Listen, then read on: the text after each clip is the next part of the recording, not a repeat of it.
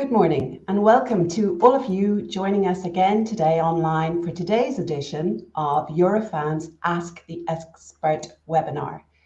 Today's issue is about telework, making telework work for everyone and drawing from the lessons of the pandemic for a digital age. My name is Mary McCaughey. I'm Head of Information and Communication here at Eurofound.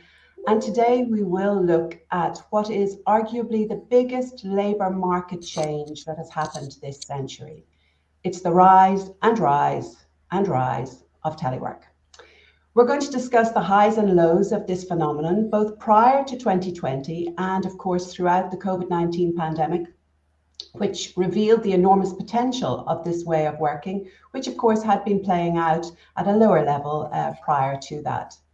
Since 2020, we've seen that more and more European workers and their managers have enjoyed greater flexibility. We've seen greater autonomy in work, and most are now reporting their preference for what we call hybrid working. And now, of course, increasingly driven by the technological developments and structural changes in employment, organizations are working to integrate this way of work, more telework, within the workplace on a more permanent basis. With this, of course, come other developments, some issues, some concerns, which can impact on the lives of workers, on work organization, and on the organizations themselves. So to discuss these issues and much more today, I am delighted to be joined by my colleagues who are experts in this area, Oscar Vargas, who's the research manager in the Working Life Unit, and he's our in-house expert at Eurofound on telework. And also to address the labour market issues of this phenomenon, John Hurley, who's our senior research manager who works in the employment unit here at Eurofound. So welcome to you both. Thanks, Mary. Thank you, Mary. I wanted just to draw attention also to the fact that Eurofound has done a vast amount of work in this area over the years. In fact, well before the onset of the pandemic, indeed, we explored different aspects and implications of this new way of working and how they were evolving, and we continue to do so. We've looked at many of the related areas in great detail. So working time, work intensity, work organization, health and safety, gender equality, and even most recently, we've looked at the potential contribution of telework to the green transition. The impacts of this phenomenon are indeed many and far-reaching. And I hope today we're going to be able to reflect on these shifts and delve into some of the detail of these changes that perhaps have not been the subject of so much of the conversation.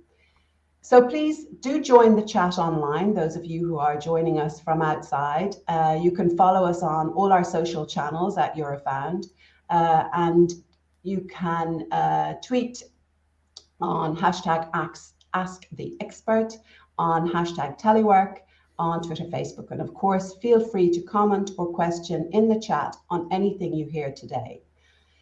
So to kick us off, Oscar, perhaps you can get us started to set the scene. Firstly, can you define really what we mean by telework? And can you take us through then a little bit the way how this new way of working has evolved and what happened before and then during the pandemic? Thank you, Mary, for this question. Well, generally speaking, when we talk about telework, we talk about a worker who carries out the work remotely outside the employer's premises with the support of ICT tools.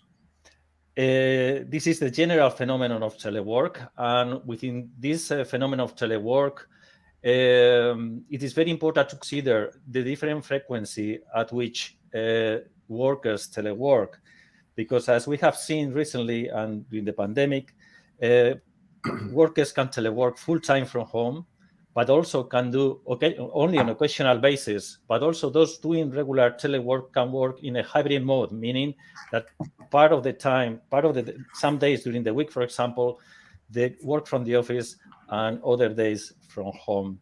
So this is generally speaking the phenomenon we're looking at. How has evolved? I might say that before the pandemic, we had, for example, in 2019, up to 10% of European employees teleworking. either occasionally or usually. Most of them did that on occasional basis. And this was the big change during the pandemic. With the pandemic, with the eruption of the outbreak of the COVID-19, most workers started to telework mostly from home, always from home in some periods of time. And this was a big change. And this was the big shift that the European workforce experienced. After this peak of 2020, more or less, in 2021, still the number of employees teleworking increased from 20% to 22%. So during the year that in most countries, the COVID-related restrictions were lifted, we saw still an increase of workers teleworking. And then we can tell also that right now we have seen in specific countries, of course, a decline from 2021, from the beginning of 2021, but we see through the last quarters of this year, sort of a stabilization. So we are at a lower level than at the peak of the pandemic, but still we are above to the level we had before the pandemic. So I might say that we are in a sort of period of adaptation. The situation is more or less stable. It doesn't seem that we're going to be back to the pre-pandemic figures of telework. Okay, and in terms of numbers, Oscar, have we got an idea of how many workers are involved or engaged in telework? I think it's very important to tell the figures we have confirmed, and the estimate from 2021, we have 22% of employees teleworking, which it is approximately around 42 million employees working in Europe. And it is more or less equivalent to the whole German workforce at that time. So this is just for our audience to get an idea for how big is the phenomenon. So quite a vast number of people, John, 42 million plus who are teleworking in some shape or form, likely to expand a little bit further. Can you talk to us a little bit about what kind of jobs these are, these teleworkable jobs? Well, of course I can. Teleworkable jobs tend to be good jobs. I suppose that's the simplest way of putting it. The teleworking is very much, there are very strong skews in terms of the occupational share of teleworking. It tends to be very much something that is, there is a possibility for higher professional managerial categories, for white collar workers in general. I mean, one of the most interesting things, I think, from our point of view, doing any type of labor market analysis during the crisis, was this big stark difference between remotes who had the possibility of working from home, who tended to be in these higher knowledge-based service types of jobs, and then the essential workers who were more or less obliged to go and continue working to keep our economies going.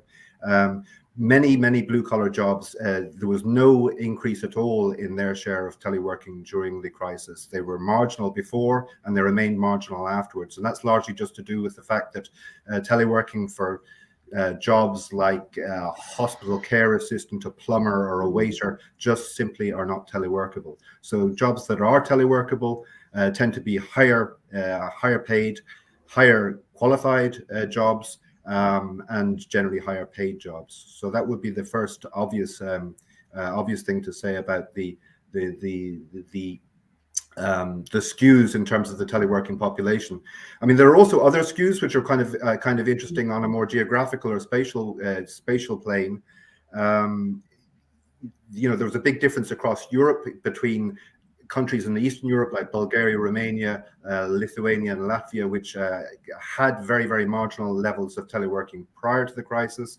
And even if it increased quite a lot, it was still 5% or less of people who reported doing any teleworking in 2021, even after the crisis. And you compare that to the Benelux countries, or a country like Ireland, where we are, where a third of workers or more in each of those countries was teleworking in 2021, at least occasionally. And John, how many jobs do we believe to be teleworkable jobs? Well, that's a good question, Mary. We have done this analysis with colleagues in the European Commission Joint Research Centre at the outset of the crisis, which tried to look at the task content of jobs and of very specific jobs in terms of their occupation. And basically, our approach was to say that certain types of tasks do not lend themselves at all to teleworking, and those tasks tend to be physical handling tasks. Many jobs have some form of physical handling task content, and those jobs tend not to be teleworkable. And we estimated back then that around 37% of jobs were teleworkable. So 37% of EU employment was teleworkable, which of course means that the majority, nearly 2/3 of employment in Europe, is not teleworkable. At least that was the case in 2020. So, but if I suppose 37% just based on what Oscar was saying, what that tells us is that there's still an unexploited potential for teleworking to grow further. But that said, there are also many jobs which were performed and can be performed technically remotely, such as that of a teacher, which probably ideally we wouldn't want to be performed remotely. So in the particular circumstances of the crisis, it made sense, but it probably doesn't make much sense afterwards. And just to dig finally just a little bit deeper into the characteristics of these jobs, I mean, in terms of men and women, in terms of younger and older workers, what are we seeing there? Well, it's interesting. The gender aspect is kind of fascinating because there was a higher share of women teleworking prior to the crisis, a very marginally higher share. This gap opened up a little bit during the crisis. So there was, I think, 23% of women compared to around 20% of men who teleworked at least some of the time in 2021.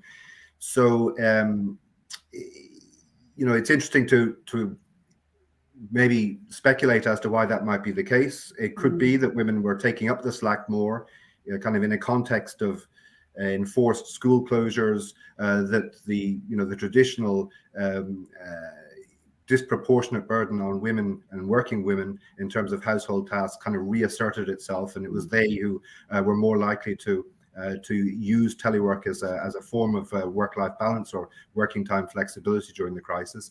But it's also the case that the types of jobs that women do lend themselves in general more to teleworking. So in this teleworkability analysis that we did, we estimated that actually around 45% of women in Europe are working in teleworkable employment compared to 30% of men. So quite a big gap, and a much bigger gap than the actual observed differences during COVID in the incidence of teleworking. And that maybe suggests that going forward, that there is a greater potential for the share of women teleworking to increase, and probably a little bit more than for men. Okay, so we have a bit of a picture here of the numbers, and also who and what kind of jobs they are and who is occupying those jobs. But I suppose, Oscar, if you could bring to the table a little bit what we've seen to be the benefits of teleworking for these workers over the most recent period. Yes, Mary. I think it's important to be clear about this, because this will also determine what are the preferences of workers in relation to telework. And the first aspect that we have to consider, that in principle, this is a work arrangement where workers have, or potentially they could have more autonomy. How they organize their work, specifically how they organize the working time. So they have more flexibility in this regard, and that helps them to to organize their time according to their needs in terms of dealing with caring or other aspects of private activities. So this is one of the first, I would say, important benefits that, as we saw in the preferences, the surveys, asking preference for teleworking, the large majority of workers prefer to telework, and this is one. Sometimes. And this is one of the reasons. Also, of course, linked to this is the reduction of the time spent in commuting. You have to think that in big cities, in some of the European metropolitan areas, some workers might spend up to 2 hours, going and back from the workplace. And this is related to the fact that that is why telework is also a urban phenomenon. It's not only the only reason, but this is one of the reasons. Because of this, people teleworking have higher chances to improve their work-life balance, to be able to cope with the different demands, from work and other household demands or leisure activities, etc. Another important, I think, potential benefit that I think has not been explored too much, it is the access to telework of some, let's say, disadvantaged groups, or those who have health problems that even for older workers. We saw also in the figures that John analyzed that older workers are more likely to telework, and this is because for them it helps a lot to continue in the labor market.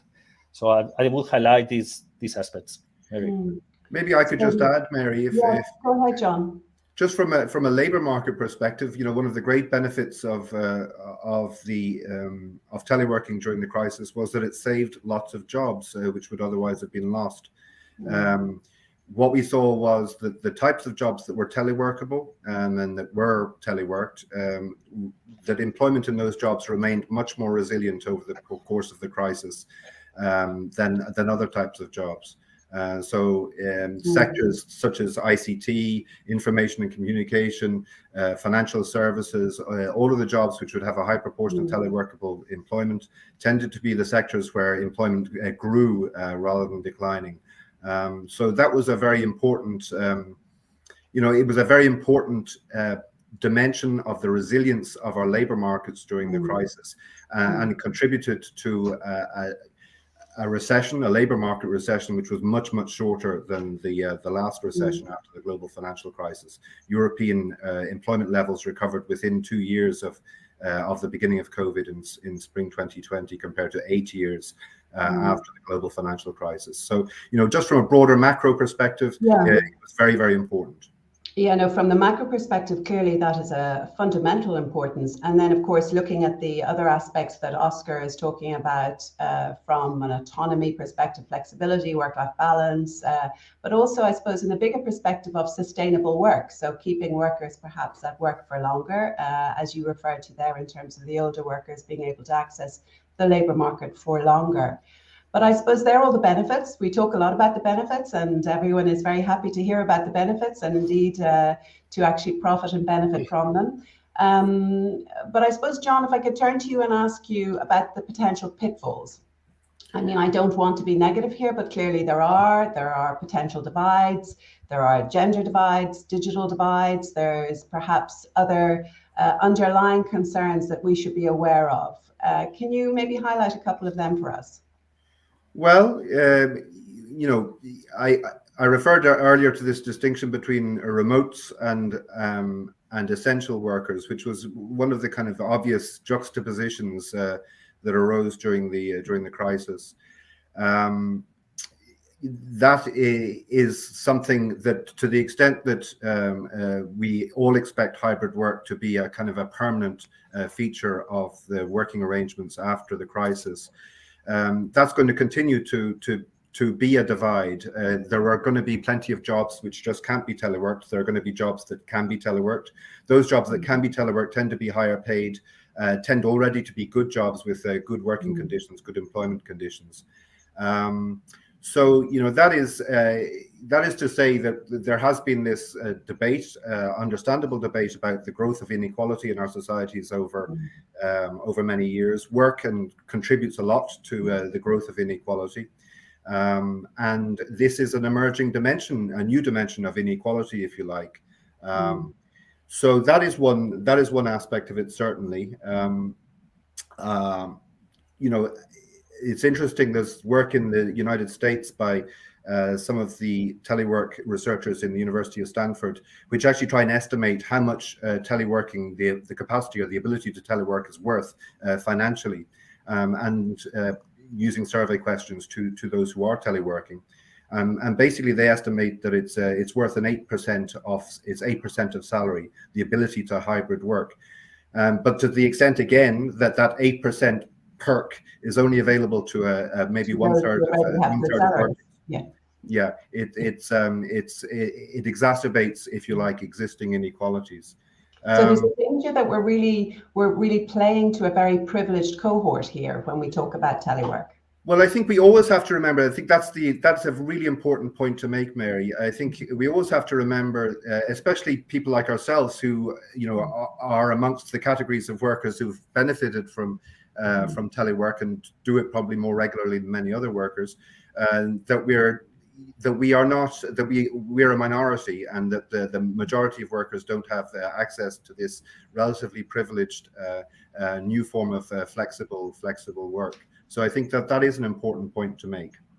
And maybe, John, also just on that, because when we talk about these divisions, and I don't want to focus on the negative here, but when we talk about the divisions perhaps between a manager and a worker who may find it slightly more difficult to manage the coordination aspects of telework, but also when we talked about the younger and the older, the younger members of our society who are trying to enter the labour force for the first time, perhaps trainees, perhaps those who are commencing their professional lives. It's a very different scenario for them to telework than it is for those of us who are older and are perhaps quite happy to stay in our comfortable houses with the heat on. So are we not really entering into these divides of those who can afford to have accommodation within which they can telework from, that they can turn on the heating in this particular crisis period? I'm just trying to probe a little bit into the potential inequalities that we could be exacerbating by this. Well, no, I think that's true. I think young people do suffer a lot. They suffered a lot through COVID for a variety of reasons. But it's true that just given their circumstances, many young people probably, it's not comfortable for them necessarily to work from home. It may be more comfortable for people of our vintage who've been in the workforce for a long time. It's also, of course, part of the reason that COVID era telework worked so well was it worked well because we had the existing IT infrastructure, and we were able to repurpose it very quickly to allow us all to telework. But it really exploited also the fact that the majority of the people who were teleworking were people who had existing work relations. So you're talking about people who knew each other and were used to working with each other in person. And it wasn't too much of an ask to get them to collaborate remotely. But for young people coming into a new workplace, it has been a very, very difficult few years, because all of the mentoring and networking possibilities that they would expect to have at the beginning of their career just weren't there, or at least weren't there in the same way. So I think that is an important divide as well to point out.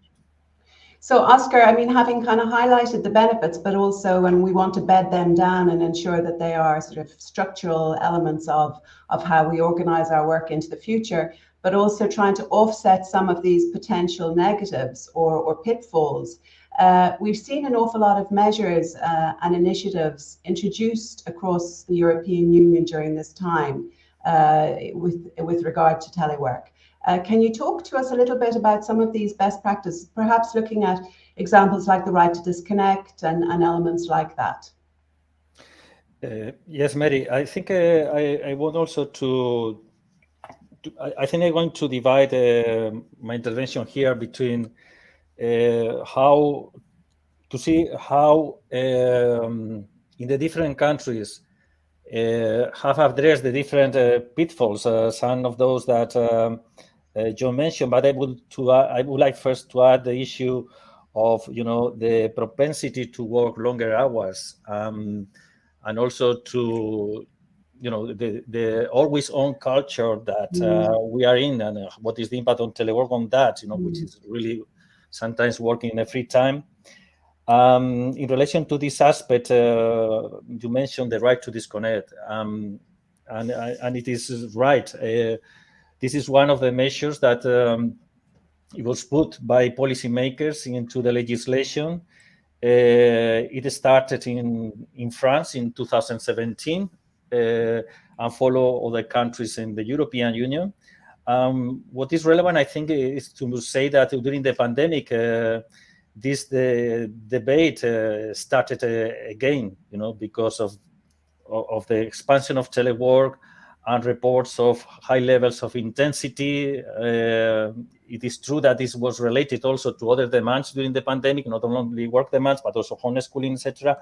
But this debate led to some countries to implement the right to disconnect in the legislation. And so far, we can tell that right now, there are up to 8-9 countries with a right to disconnect or similar measures in the national level regulation.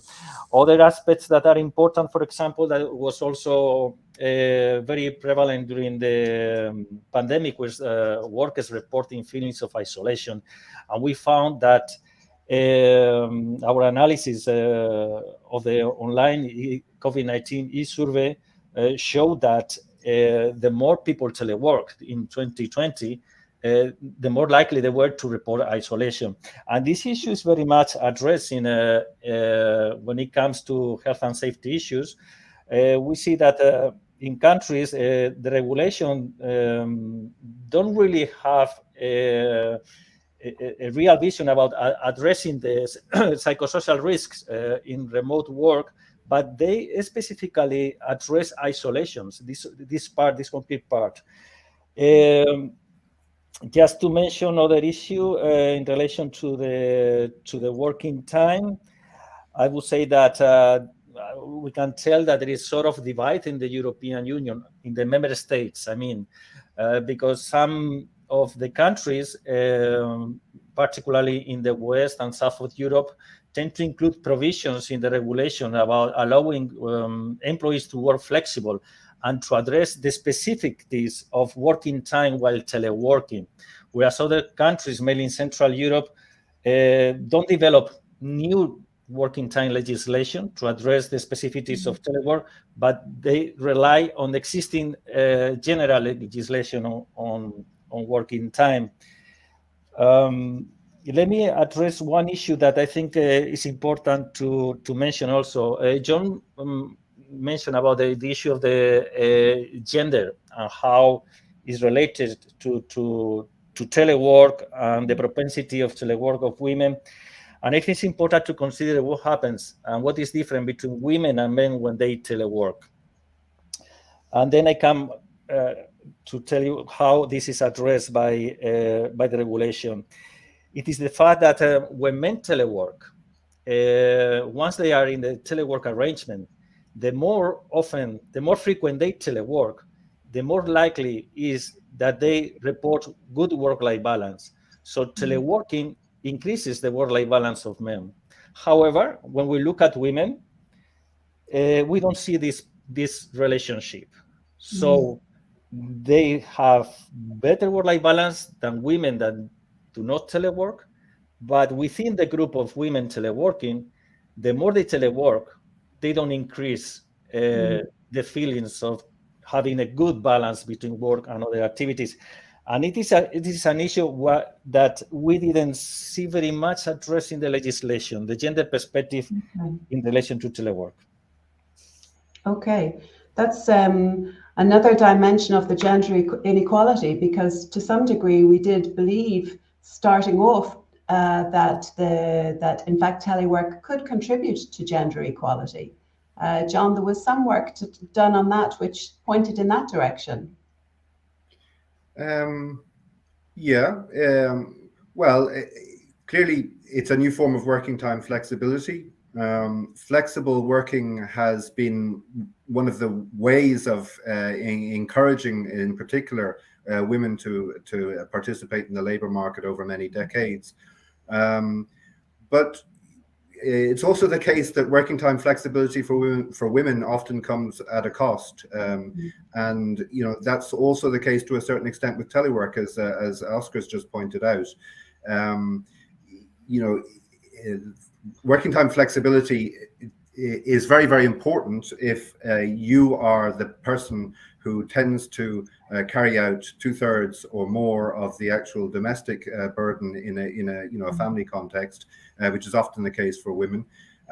So having this extra ability to work remotely, maybe to work in the evenings as well, in the early mornings, as well as during core hours, if you like, that can be an opportunity for women to engage in the labor market, but it's also obviously potentially a big stressor as well. Well, I'm going to pull in a few questions now from the audience who are very active on many of these issues. I think in terms of the challenges, we've raised some of them, but here specifically, there's a question from Razak who is asking for comment on the new forms of employment and the challenges for trade unions specifically, and what's the way forward for trade unions dealing with this particular topic of telework. And I'll let you reflect on that a little bit when I just come to Olga's question, because I think there, Olga, without actually having seen your question, I think we've probably responded a little bit to it, because Olga was asking that question of telework becoming potentially an instrument of inequality, because teleworkable jobs are good jobs related to white collar and professional jobs, which improve their working conditions through telework, but that this could potentially increase the gap between the top and bottom jobs. And I think we've responded to that to a large degree. That being said, John, you may want to say something about the European Jobs Monitor and what you've seen about the growth in good quality jobs and how that will, and lower quality jobs. But perhaps just to come back on the trade unions, I mean, would you like to come in on that, Oscar? Are there particular questions or challenges for trade unions?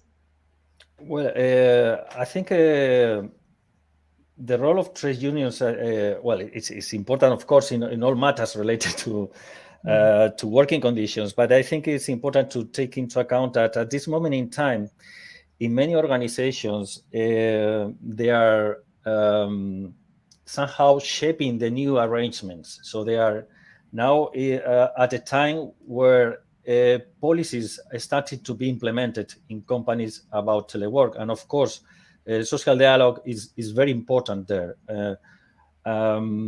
So I think also, of course, the challenge is there might be a challenge in terms of organizing. If in an organization there is a lot of people teleworking, because there might be less face-to-face contact between the members and potential members. But it's important here to highlight that at the European level, social partners at the moment are negotiating on updating the existing framework agreement on telework from 2002. So they are negotiating because of the recent developments and the expansion of the phenomenon. If it is successful, we will have new regulation on telework at the European level. So they are active on this. Okay, thanks, Oscar. And a question, I think, more, John, for you directly on the labour market and the implications there. A question from Alex from the Dutch government.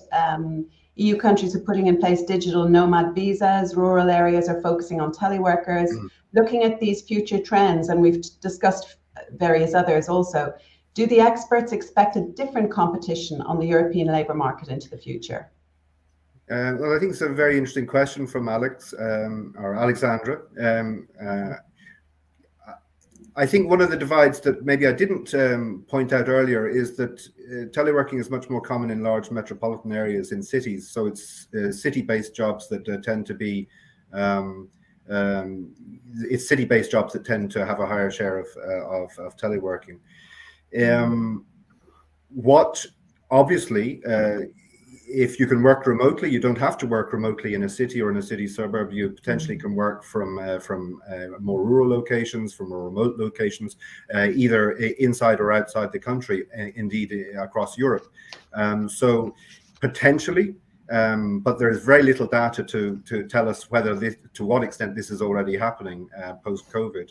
But potentially there could be a dispersal of good quality jobs, which have tended to concentrate, especially in large cities in the last 2 or 3 decades. So knowledge intensive, white collar service jobs.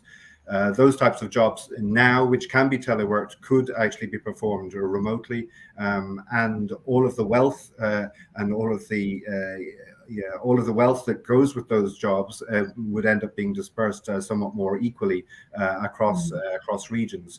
So just to say that potentially that could be one equalizing boon in terms of regional equality, or a mitigation of these trends of unbalanced regional growth that we've had and observed in most advanced economies over the last couple of decades. But as yet, we don't have much data to tell us to what extent that is actually happening. Yeah, but potentially again one of the more macro consequences. Coming back a little bit to sort of the more employee sort of a personal perspective, there's a question from Andy about, are we in danger of focusing solely on employees? Before the pandemic, he says 2/3 of people were working from home or basing their business at home, and visiting clients were self-employed or running a micro business. So, I mean, in terms of looking at it from the self-employed perspective, does this phenomenon change things for them? I mean, John, did you want to come in there? I would come in there because I think it's a very important distinction. Because as Andy says, around 1/3 of self-employed people routinely before COVID worked from home anyway. And frankly, the share didn't increase that much during COVID, which is kind of interesting. The big increase was amongst dependent employees. They're two very, very different groups. Obviously, self-employed people have a choice over where they work, and there's no negotiation or consultation between a management and an employer and an employee to get over. So I think from our perspective, and maybe Oscar might want to add, I think from a policy perspective, the really interesting category is people in a dependent employment relationship, where there does have to be some degree of social dialogue, some degree of negotiation between an employer, between a manager, and between an employee about exactly how remote working is going to actually play out. So it's not that we, just to say to Andy, it's not that we ignore that. I think in all of our reports we do draw attention to the fact that he's drawn attention to, which is that there's a much higher share of remote working working from home amongst self-employed people. It's just that from a policy perspective, it's probably a little bit more interesting to see what's happening to dependent employees, for whom it's largely a more novel experience. Oscar, did you want to add to that? Just to add, the research we have done looking at self-employed, of course, as John mentioned, clearly shows that there is a higher share of self-employed teleworking than employees, because of course the characteristics of the status, leads to having higher autonomy. So when you're autonomy, you telework more from where you want. But also, I think it's important also to highlight that they are not exempted from reporting some of the risks we mentioned before, like working long hours. I mean, our research, particularly before the pandemic, showed clearly that they are more at risk of working long hours than employees teleworking. I'm going to add just this.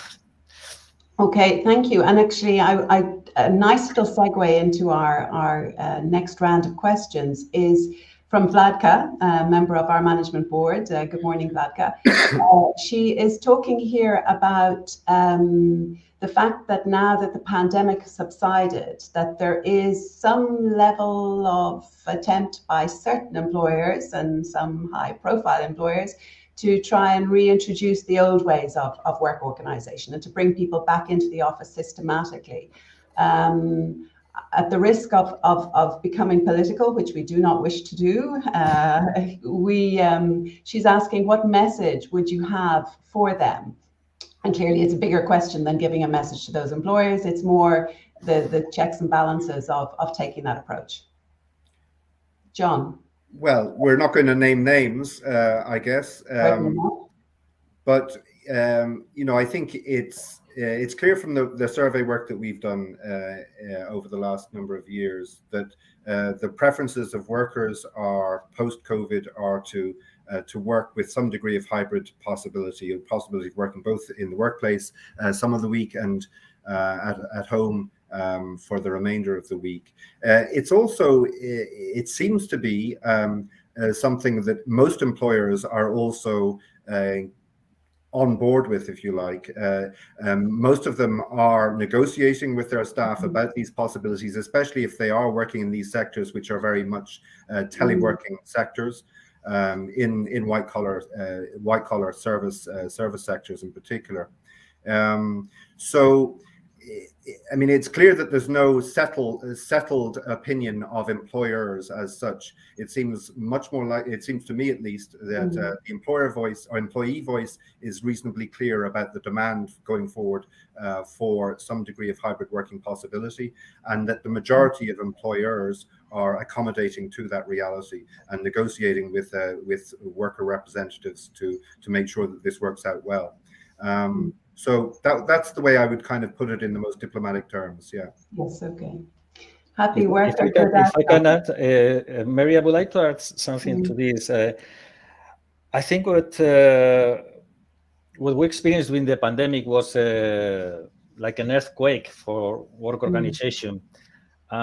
This particularly the most sensitive group, I think, in relation to work organization and the group who had more difficulties to organize work while in a telework setting has been managers in general. In principle, we see from surveys that employees are very satisfied, but when we ask managers, there is more mixed evidence about the positives and cons. Also, in relation to what Vargas says, I think we are still in a period, even if the COVID-19 in terms of restrictions is already over.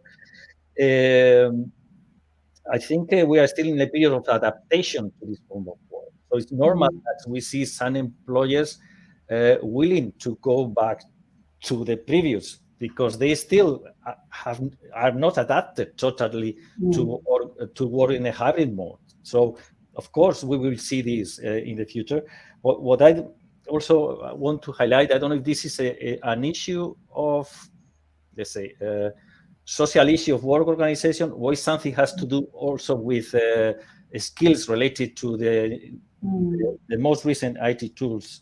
Also, I would like to say that we have also to consider that one size does not fit all here.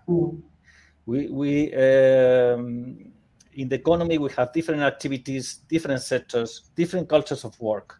And it's normal that we see, even within the same sector in different countries, different attitudes. We saw that. Maybe, Oscar, that's a good time to bring in the question here from Paolo from the Council of the European Municipalities and Regions. And he is asking here, very interestingly, do you see specific challenges in regulating telework for the public sector compared to the private sector? And I think that to some degree is what you're already referencing. But do you have a particular insight on that one, coming from the public sector? Well, it is.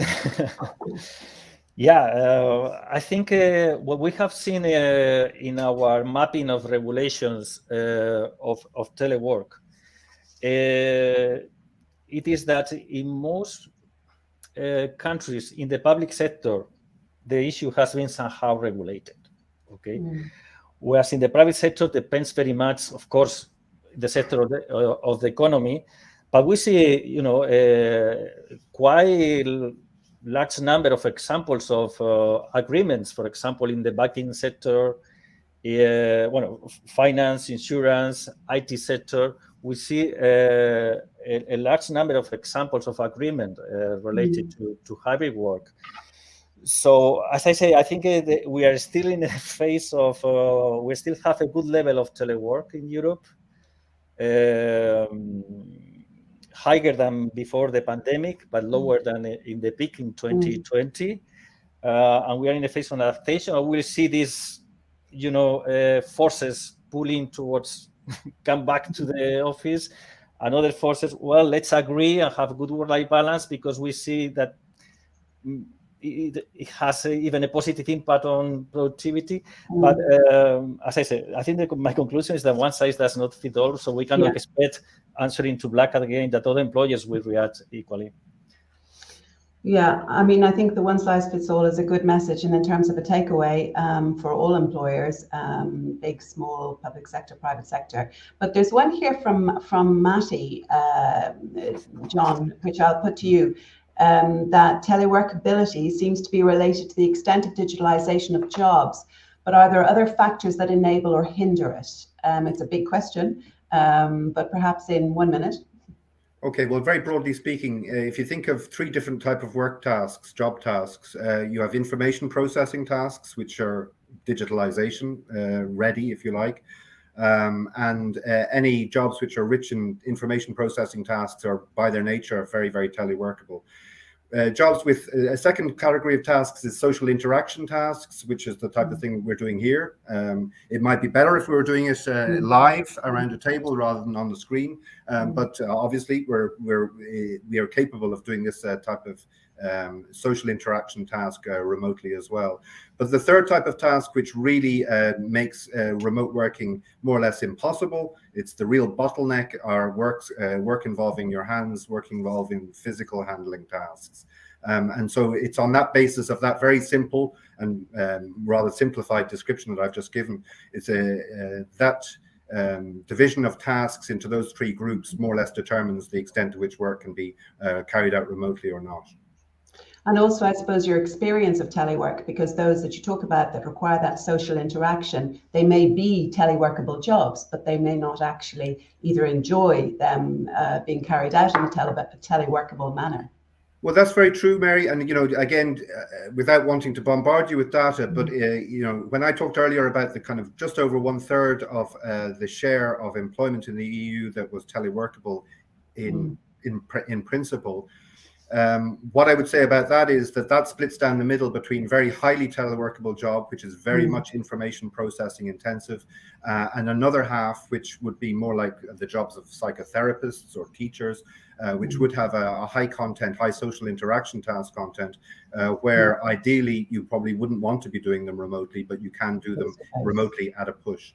So again, if we're really talking about highly teleworkable jobs, you're talking about somewhere around 1 in 5 of jobs, and that happens to be the proportion of workers that currently are reporting working either occasionally or usually from home or remotely over the last year in Europe.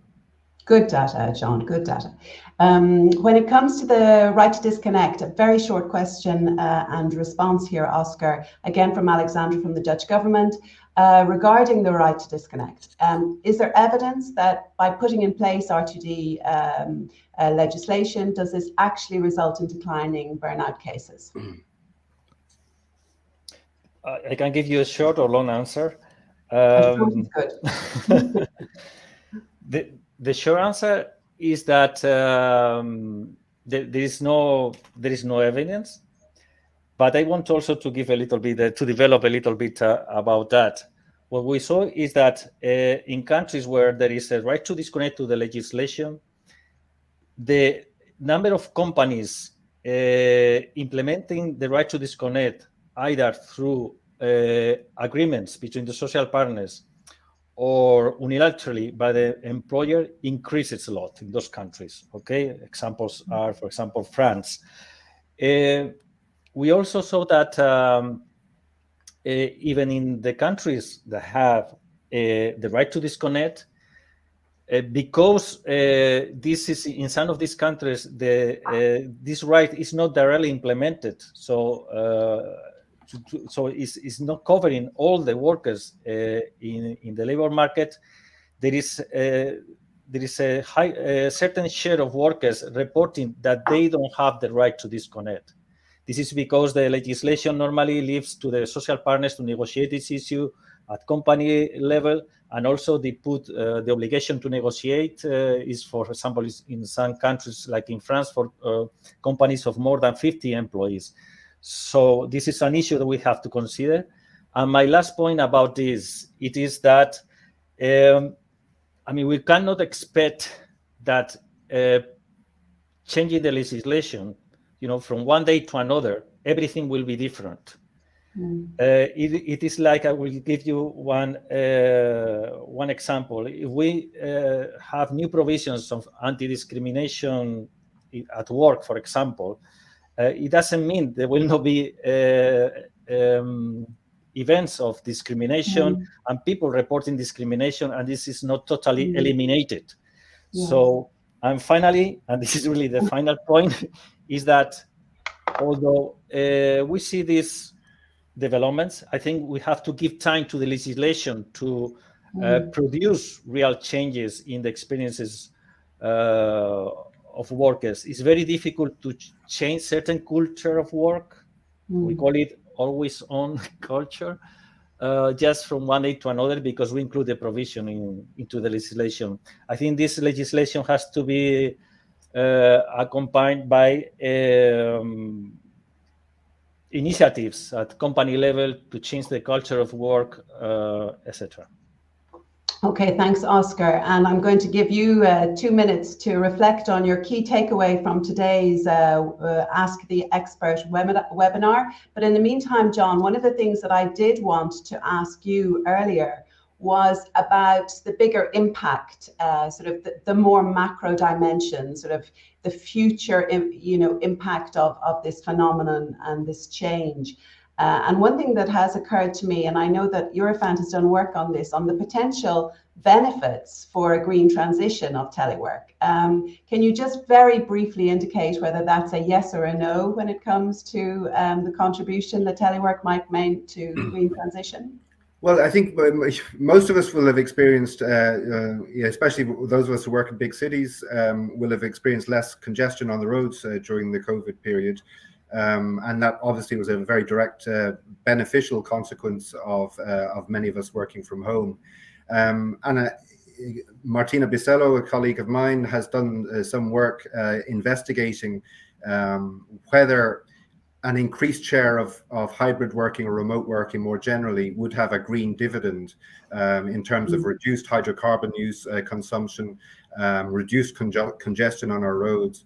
And I think it's a very considered piece of work, and I think the conclusion of it is there may be some dividends, but you should not underestimate as well the extra costs of people actually continuing to work from homes. Homes need to be heated, as we all know, coming up to Christmas.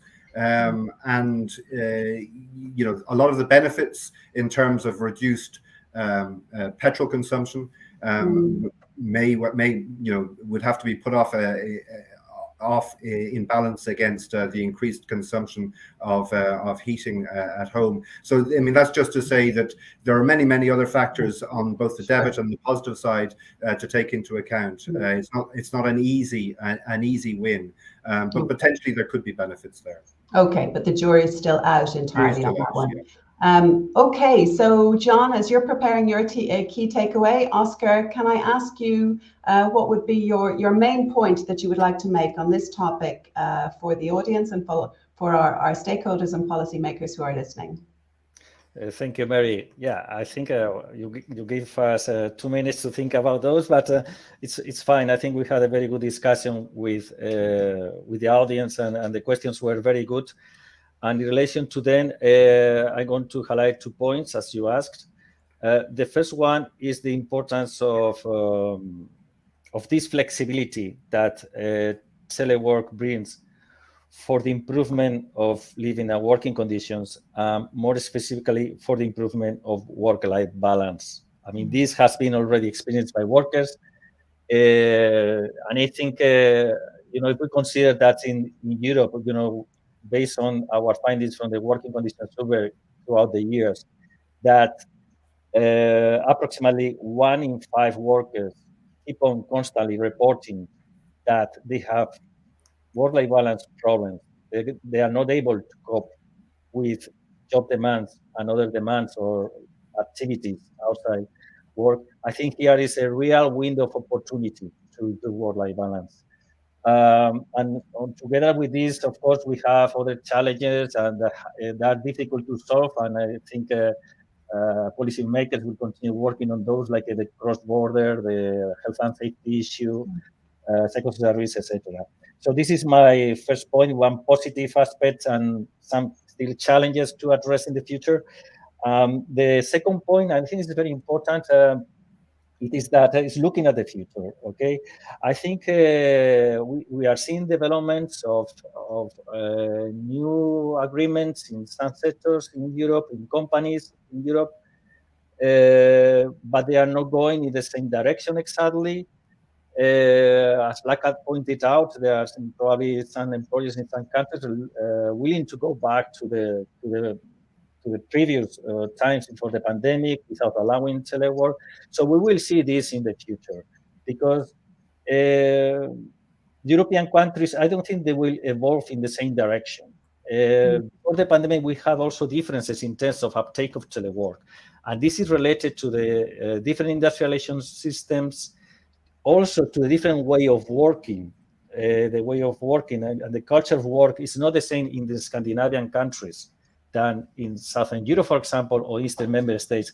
So don't expect that all countries will go through the same path implementing telework. And this has to be considered also, I think, for the future. Okay, thank you. John? Well, just a few reflections. We're confronted with labour shortages in Europe at the moment, often in non-teleworkable jobs, increasingly coming out of COVID in service sectors, in-person service sectors, but also we have significant labour shortages in the ICT sector, and that's been a structural feature of all advanced economies for many years. Remote working opens up the possibility of people working from different countries and from their employer, not just within Europe, but including outside Europe. So workers working from Brazil or from the Philippines for European companies. These are interesting possibilities. They're obviously ones which require some degree of negotiation, and they are not easy situations necessarily to manage and to administer. I think one of the questions was about the taxation implications of remote working from one of the online viewers. These are even more problematic when we're talking about people working from outside EU locations for EU employers. But just to say that, in the long term, Europe does have a demographic problem. We're not. We do have a structural need for more workers. We do have high labor shortages in many sectors, and one way of addressing those is to actually use these new this new infrastructure that we've discovered and that made our economies and labor markets so resilient during COVID, to actually exploit them to fill some of these gaps. So that's a positive thing. I think more immediately, Oscar's already mentioned it. I think the fact that the social partners at European level have committed in their joint working program to negotiate a legally binding agreement on telework, I think that reflects the consensus that a lot of us would have, that this is here to stay, that it's part of the new settlement for work organization in Europe. And that it's a settlement that requires some degree of negotiation, in particular between employers and worker representatives, for it to work well, especially for the dependent employees, which has been the share. It's been that category of workers where we've seen the big jump in teleworking over the last couple of years. Thank you, John. Thank you very much to both of you. I think it's clear that you have highlighted the issues. Telework is here to stay. We need to adjust and adapt accordingly. I think we've done we've gone some way to addressing many of the issues that are on the table at the moment, and that is our contribution. That's Eurofound's role, is to produce our research, our analysis, our data, and provide it to those who can shape a better living and working conditions for Europeans. I hope this has been useful as part of that debate, and we will continue to provide our contribution in that way. On Telework itself, you can sign up and follow our most recent podcast on Telework, which is with Oscar, and that's available on Spotify and other platforms. We also just published our European Working Conditions Telephone Survey report. So those of you who have been waiting and in anticipation for that, that is currently online. And this week we will also be publishing our Telework report, which really deals with every single one of the issues we have addressed today. And that will be published this week. So sign up to receive that publication when it comes online. I would also say sign up for our next webinar, which will be on job quality, which in some ways is very much related to what we have been talking about today. And clearly, we would like you also to continue to join us by keeping up to date with our work on our website and our social channels. Continue to follow us, and if we can be of any assistance to you at any stage, feel free to contact us. I'd like to thank John and Oscar, and I'd like also to thank our online participants who have been very active on the chat. Thank you to all of you. I hope it was useful. I hope you enjoyed, and wish you a very good afternoon. Thank you. Thank you, Mary. Thank you all. Bye.